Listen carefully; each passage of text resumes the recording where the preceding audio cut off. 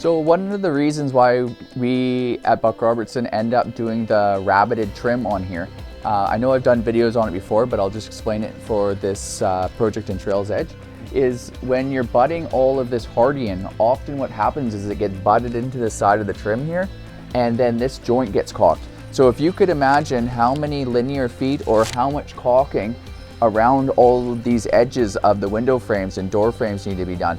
And that needs to be redone too. So what we do is make sure that we tuck it in there and make sure that all of this is an open joint system. So if water does get in there, it drips down, and we got the rain screen in behind. So not about keeping the water out, it's about letting the water out. I borrowed that from Steve Basic.